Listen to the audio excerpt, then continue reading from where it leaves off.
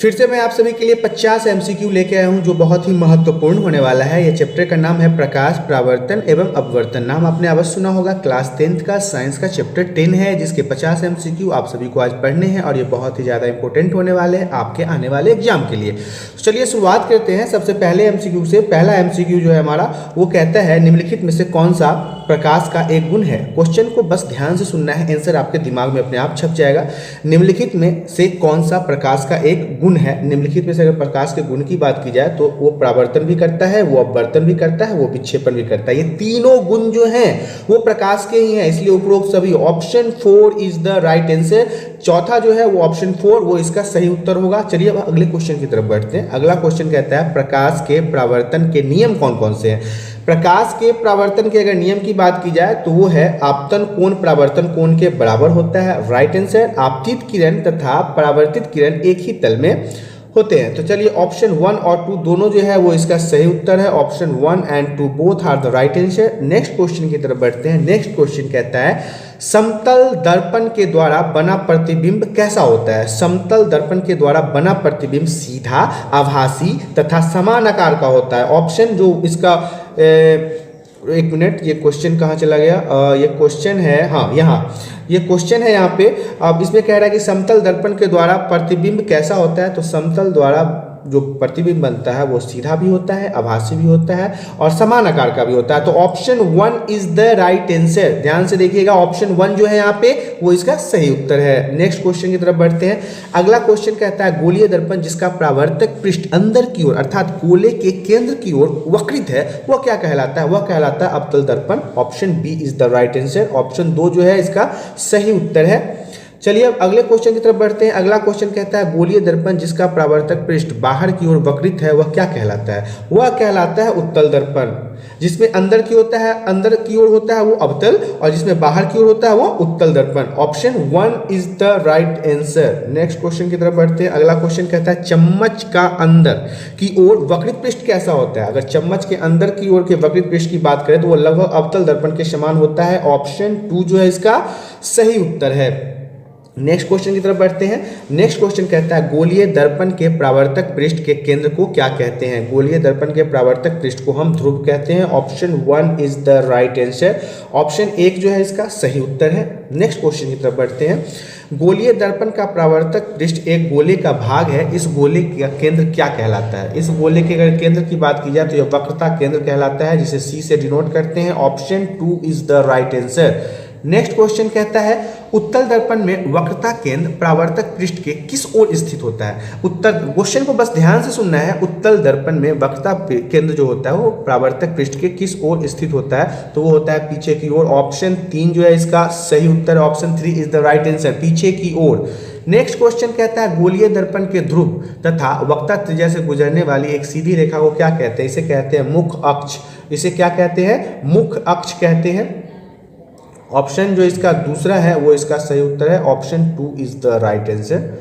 Next question कहता है अवतल दर्पण या उत्तल दर्पण पर मुख अक्ष के समांतर कुछ किरणें परावर्तित होने के बाद एक बिंदु पर मिलती है या एक बिंदु से आती हुई प्रतीत होती है। यह बिंदु क्या कहलाता है। यह बिंदु कहलाता है मुख्य फोकस। ऑप्शन 3 जो है इसका सही उत्तर है, मुख्य फोकस। और ये इंपॉर्टेंट भी है, इंपॉर्टेंट, वेरी वेरी इंपॉर्टेंट, ध्यान से देखिएगा।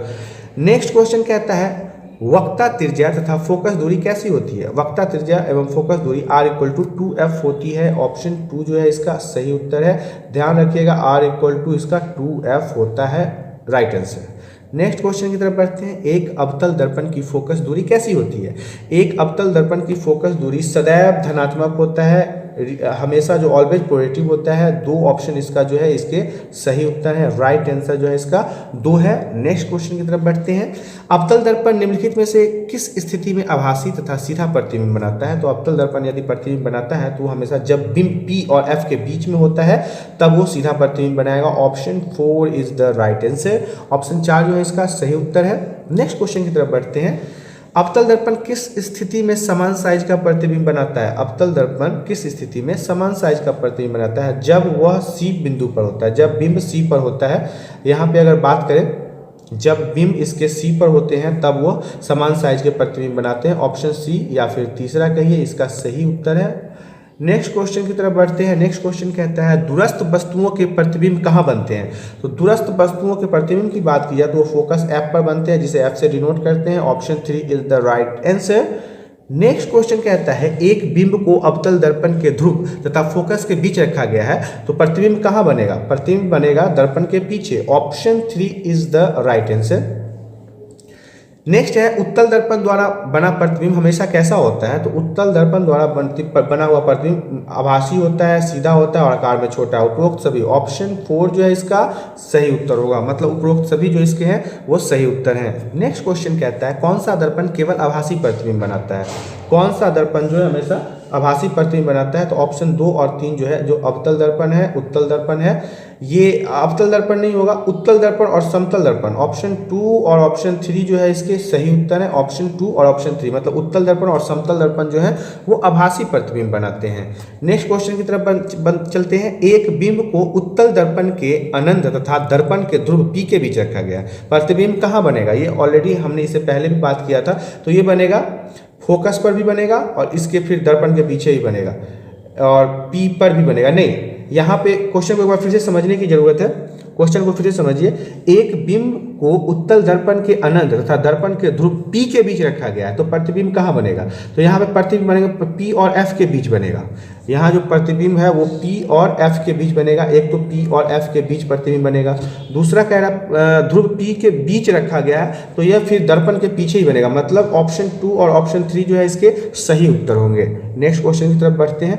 नेक्स्ट क्वेश्चन कहता है हमारा उत्तल दर्पण का उपयोग कहाँ किया जाता है। उत्तल दर्पण का उपयोग कहाँ किया जाता है, बहुत ही इंपॉर्टेंट क्वेश्चन भी है। उत्तल दर्पण का जो उपयोग है वो हमेशा वाहनों के पश्च दृश्य में किया जाता है। आपने गाड़ी में साइड मिरर देखा होगा, जहाँ पे इसका उपयोग उत्तल दर्पण के रूप में किया जाता है। साइड मिरर जितने भी गाड़ी में होते हैं, साइड मिरर आपने गाड़ी के दोनों तरफ शीशा लगा हुआ देखा होगा, उसमें जो शीशे लगे होते हैं वो उत्तल दर्पण होता है। वो दूर की चीज़ों को पास ला के दिखाता है, जिससे आप एक्सीडेंट होने से बच सकते हैं और आपकी समस्याएं समाधान हो सकती है।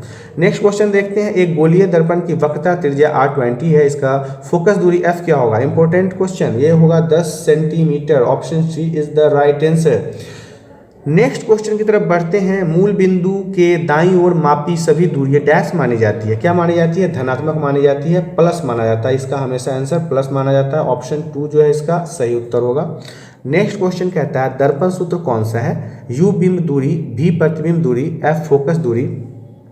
तो यहाँ पे दर्पण सूत्र की अगर बात की जाए तो दर्पण सूत्र होगा 1/v plus 1/u equal to 1/f। Option 2 जो है वो इसका सही उत्तर है। 1/v plus 1/u equal to 1/f इसका सही उत्तर है। ऑप्शन 2 जो है इसके सही उत्तर होंगे।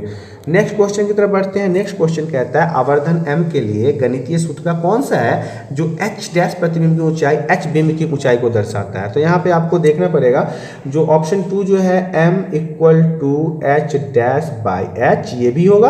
और तीसरा जो है इसका ये m equal to minus v by u, ये भी होगा। मतलब ऑप्शन 2 और ऑप्शन 3 दोनों सही है। ऑप्शन 2 मतलब ये आप कह सकते हैं option 4 is the right answer, क्योंकि ऑप्शन 4 में दिया गया है कि 2 और 3 दोनों। नेक्स्ट क्वेश्चन की तरफ बढ़ते हैं। आवर्धन के मान में ऋणात्मक चिन्ह से ज्ञात होता है कि प्रतिबिंब डैश है। क्या है, वास्तविक है। ऑप्शन 3 जो है इसका सही उत्तर होगा। वास्तविक प्रतिबिंब यही दर्शाता है कि उसका आवर्धन का मान ऋणात्मक है। नेक्स्ट क्वेश्चन कहता है आवर्धन के मान में धनात्मक चिन्ह बताता है कि प्रतिबिंब कैसा है। प्रतिबिंब आभासी दर्शाता है। Option 1 is the right answer. Next question है निम्नलिखित में से किस कारण से पानी में टेढ़ी कोई पेंसिल टूटी हुई प्रतीत होती है। देखिए ये होता है अपवर्तन के कारण। ऑप्शन 2 जो है इसका सही उत्तर है। बहुत सारे बच्चों के मन में ये प्रश्न होता है कि अगर पानी में कोई चीज़ हम रखते हैं तो वो टेढ़ी या टूटी हुई क्यों लगती है, तो वो प्रकाश के अपवर्तन के कारण होता है। ये ध्यान रखिएगा, इंपॉर्टेंट भी है। नेक्स्ट क्वेश्चन की तरफ बढ़ते हैं। अगला क्वेश्चन कहता है हमारा किसी कांच के बर्तन में पानी में रखा हुआ कोई नींबू पार्श्व से देखने पर बड़ा दिखाई देता है।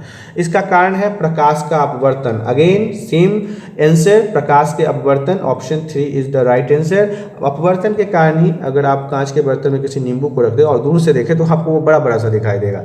चलिए नेक्स्ट क्वेश्चन की तरफ बढ़ते हैं। जब प्रकाश किसी पारदर्शक माध्यम से दूसरे पारदर्शक माध्यम से तिरछा प्रवेश करता है तो दूसरे माध्यम में इसका पथ परिवर्तित हो जाता है। इसे क्या कहते हैं, इसे कहते हैं प्रकाश का अपवर्तन।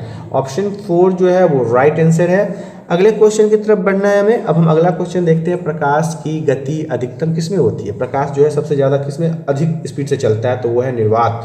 Option 3 is the right answer.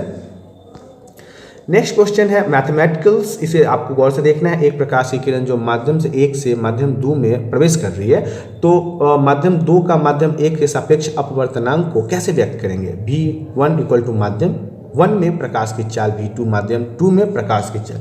ये सब कुछ तो दे ही रखा है, तो इसमें बताना है हमें कि N21 equal to V/V2। Option 1 is the right answer. चलिए अब अगले क्वेश्चन की तरफ बढ़ते हैं। अगला क्वेश्चन हमारा कहता है दो माध्यम में युग्मों के लिए अपवर्तनांक का मान दोनों माध्यमों में प्रकाश की डैश पर निर्भर करता है, तो वो करता है इसके चाल पर निर्भर करता है। ऑप्शन 1 जो है इसका सही उत्तर है, option A is the right answer. Next question कहता है कांच का अपवर्तनांक 3/2 है, कांच में प्रकाश की चाल क्या होगी। अगर कांच में का अपवर्तनांक 3/2 है तो कांच में प्रकाश की चाल होगी 2 × 10 × 8 मीटर पर second. Option 3 is the right answer, 2 × 10.8 × ms इसका आंसर होगा। चलिए अब अगले क्वेश्चन की तरफ देखते हैं। अगला क्वेश्चन कहता है लेंस प्रतिबिंब कैसे बनाते हैं, तो लेंस प्रतिबिंब प्रकाश के अपवर्तन के कारण बनाते हैं। ऑप्शन 2 जो है इसका सही उत्तर होगा। अगला क्वेश्चन है एक उत्तल लेंस सूर्य का प्रतिबिंब कहाँ बनाता है, तो एक उत्तल लेंस है वो सूर्य का जो प्रतिबिंब है वो फोकस पे बनाता है, F पे बनाता है, फोकस पे बनाता है। नेक्स्ट जो है वो है बिंब को कहाँ रखने पर उत्तल लेंस के 2F पर प्रतिबिंब बनता है, तो बिंब को यदि 2F पर रखा जाए तो उत्तल लेंस का प्रतिबिंब बनेगा। ऑप्शन 2 जो है इसका सही उत्तर है। नेक्स्ट क्वेश्चन की तरफ बढ़ते हैं।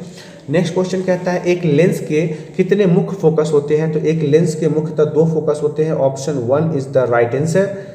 अगला क्वेश्चन कहता है अवतल लेंस में बिंब को अनंत तथा लेंस के प्रकाशित केंद्र 0 के बीच रखने पर प्रतिबिंब कहाँ बनता है, प्रतिबिंब बनता है F1 तथा O के बीच। ऑप्शन 3 जो है इसका वो सही उत्तर है। नेक्स्ट क्वेश्चन कहता है अवतल लेंस सदैव कैसा प्रतिबिंब बनाते हैं, तो अवतल लेंस हमेशा आभासी बनाते हैं, सीधा बनाते हैं और छोटा, उपरोक्त सभी। Option 4 is the right answer, प्रतिबिंब बनता है। नेक्स्ट क्वेश्चन है लेंस के प्रकाशीय केंद्र से गुजरने वाली प्रकाश किरण अपवर्तन के पश्चात डैश निर्गत होती है, क्या होती है, बिना किसी विचलन के निर्गत हो जाती है। Option 2 is the right answer. Next question कहता है लेंस सूत्र कौन सा है, लेंस सूत्र की अगर बात किया तो 1/f equal to 1/v minus 1/u। अब आपको देखना है ये है option 3 is the right answer. Option 3 जो है इसका वो सही उत्तर है। नेक्स्ट क्वेश्चन कहता है लेंस द्वारा उत्पन्न आवर्धन m को कैसे व्यक्त किया जाता है, तो लेंस द्वारा उत्पन्न आवर्धन को व्यक्त किया जाता है m इक्वल टू h/h और m equal to v/u। Option 1 and 2 both are the right answer. Next question कहता है लेंस की प्रकाश किरणों को अभिसरित अथवा अपसारित करने की क्षमता किस पर निर्भर करती है, तो फोकस दूरी पर निर्भर करती है। ऑप्शन 2 जो है इसका सही उत्तर है। नेक्स्ट है लेंस की क्षमता P को कैसे व्यक्त करते हैं, तो लेंस की क्षमता P इक्वल टू 1/फोकस मतलब 1/f के हिसाब से प्रदर्शित किया जाता है। Option 1 is the right answer. Next question कहता है लेंस की क्षमता का SI मात्रक क्या है, तो लेंस की क्षमता का SI मात्रक है dioptre. Option 3 is the right answer. Lens की क्षमता का SI मात्रक है डायोप्टर।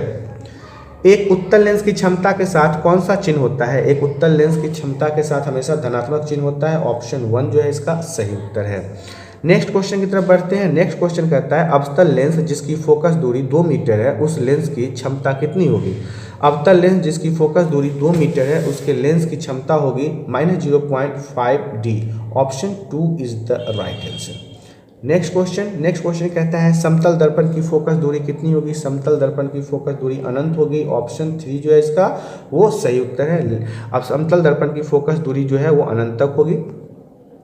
उत्तल लेंस जिसकी फोकस दूरी 50 सेंटीमीटर है तो लेंस की क्षमता कितनी होगी, उत्तल लेंस जिसकी फोकस दूरी 50 सेंटीमीटर है उस लेंस की क्षमता होगी +2.0d। ऑप्शन 2 जो है इसका सही उत्तर है।